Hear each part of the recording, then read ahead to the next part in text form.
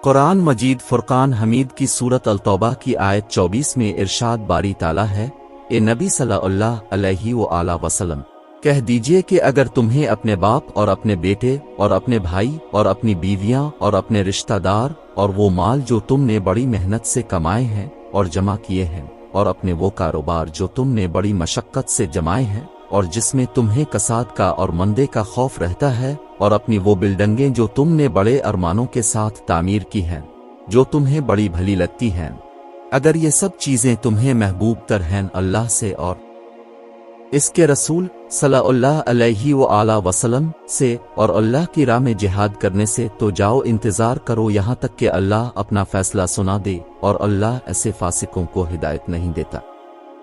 اس آیت مبارکہ میں جن رشتوں کا ذکر کیا گیا ہے ان سے انسان کو فطری لگاؤ ہوتا ہے، اس لیے انہی چیزوں سے مومنوں کے ایمان کا امتحان لیا گیا ہے۔ اللہ تبارک و تعالی واضح فرما رہے ہیں کہ جب اللہ اور اس کے رسول محمد صلی اللہ علیہ وسلم کی محبت ماں باپ اور دیگر عزیز و اقارب سے زیادہ ہو تب ایمان کا دعویٰ صحیح ہو سکتا ہے۔ اگر یہ رشتہ دار اور کمائے ہوئے مال اور دنیا کی زمین و جائیداد اور تجارت اور پسندیدہ مکانات اللہ اور رسول اللہ صلی اللہ علیہ وسلم اور جہاد فی سبیل اللہ سے زیادہ محبوب و مرغوب ہیں تو اللہ کے عذاب کا سامنا کرنے کے لیے تیار رہنا چاہیے۔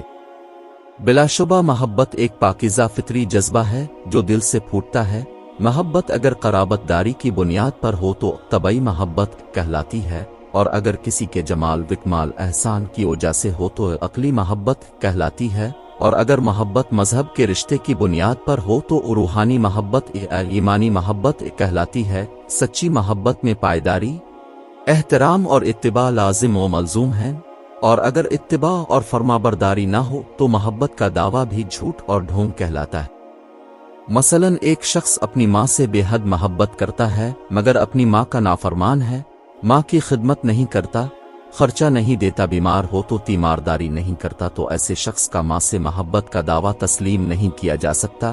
کیونکہ بغیر اطاعت کے محبت کا دعویٰ جھوٹا مانا جاتا ہے۔ حضرت عبداللہ بن حشام روایت کرتے ہیں کہ ایک موقع پر حضرت عمر رضی اللہ تعالیٰ عنہ نے کہا، رسول اللہ صلی اللہ علیہ وسلم مجھے اب صلی اللہ علیہ وسلم اپنے نفس کے سوا ہر چیز سے زیادہ محبوب ہیں، تو اب صلی اللہ علیہ وآلہ وسلم نے فرمایا، جب تک میں آپ کو اپنے نفس سے بھی زیادہ محبوب نہ ہو جاوے اس وقت تک آپ مومن نہیں۔ تو حضرت عمر رضی اللہ تعالیٰ عنہ نے کہا، پس واللہ اب آپ صلی اللہ علیہ وآلہ وسلم مجھے اپنے نفس سے بھی زیادہ محبوب ہیں۔ تو اب صلی اللہ علیہ وآلہ وسلم نے فرمایا کہ عمر اب تم مومن ہو، بخاری و مسلم۔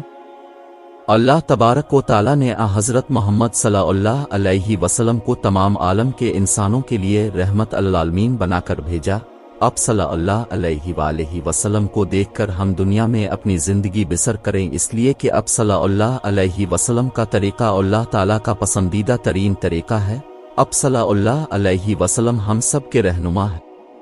اب صلی اللہ علیہ وسلم دنیا کے کامیاب ترین انسان ہیں، اور جو بھی دنیا اور آخرت میں کامیاب ہونا چاہتا ہے تو اس کے لیے اب صلی اللہ علیہ وآلہ وسلم سے محبت اور اتباع کیے بغیر کامیابی کا کوئی راستہ نہیں۔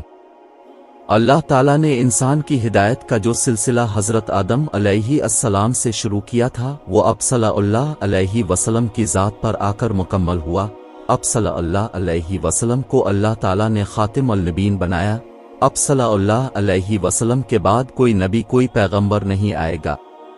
اب صلی اللہ علیہ وآلہ وسلم نے ہمیں محبت کا معیار بتا دیا کہ حب رسول کا تقاضا یہ ہے کہ ہمیں اب صلی اللہ علیہ وآلہ وسلم سے محبت اپنی جان و مال، اولاد، والدین، عزیز و اقارب، حتیٰ کہ ہر عزیز چیز سے زیادہ ہونی چاہیے، اور یہی دین و ایمان کی اساس اور بنیاد ہے، اور اگر اس میں کمی ہوگی تو دین و ایمان میں کمی اور خامی باقی رہ جائے گی۔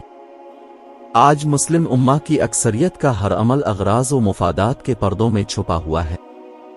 ہماری عبادات، معاملات، معیشت و تجارت، لین دین کے پیمانوں میں مکاری، دو رخی اور جھوٹ شامل ہو گیا ہے، اور ہم نے محض بدعات اور رسومات کو ہی حب رسول کا معیار سمجھ لیا ہے۔ اب صلی اللہ علیہ وآلہ وسلم کی اطاعت در حقیقت اللہ تعالیٰ کی اطاعت ہے، اور اب صلی اللہ علیہ وسلم کی نافرمانی اللہ تعالیٰ کی نافرمانی ہے۔ گویا اگر کوئی شخص اللہ تعالیٰ سے محبت کا دعویٰ کرتا ہے تو وہ محبت اس وقت تک سچی قرار نہیں پاتی جب تک وہ اللہ تعالیٰ کے نبی محمد صلی اللہ علیہ وسلم کی پیروی ہر معاملے میں نہ کرے اور اپنی تمام زندگی کو اب صلی اللہ علیہ وسلم کی سیرت کے سانچے میں ڈھال نہ لے۔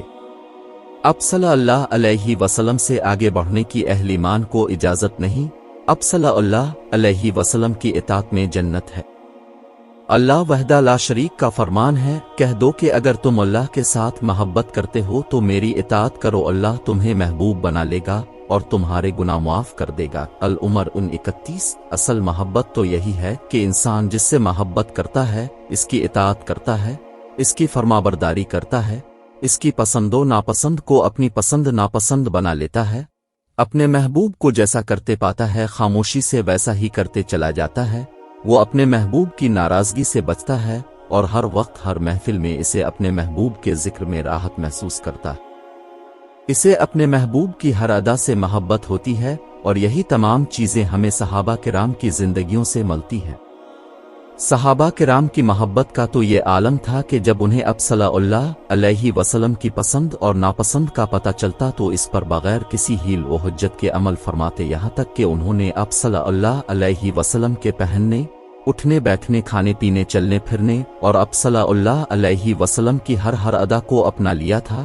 اور اپنی زندگی کو اب صلی اللہ علیہ وسلم کی محبت کے سانچے میں ڈھال لیا تھا۔ آج ہم حضور صلی اللہ علیہ وسلم سے سچی محبت کے دعویدار تو ہیں، مگر ہم نے اپنی زندگی کو حضور نبی کریم صلی اللہ علیہ وسلم کی زندگی اور سنتوں کے مطابق نہیں ڈھالا۔ آج ہمیں اپنا جائزہ لینا ہوگا کہ کیا ہمارا طرز زندگی اب صلی اللہ علیہ وسلم کی سیرت طیبہ کے عین مطابق ہے؟ کیا ہمارے عشق کی گواہی ہمارا عمل فراہم کر رہا ہے؟ بلا شبہ حب رسول صلی اللہ علیہ وسلم مسلمانوں کے لیے ایمان و یقین کا سرچشمہ اور آخرت کے لیے بہترین ذخیرہ اور ایمان کامل کا جوہر ہے۔ دعا ہے کہ اللہ تعالی ہمیں سب رشتوں سے زیادہ اب صلی اللہ علیہ وسلم سے حقیقی محبت، کامل اطاعت اور پیروی کی توفیق عطا فرمائے، آمین۔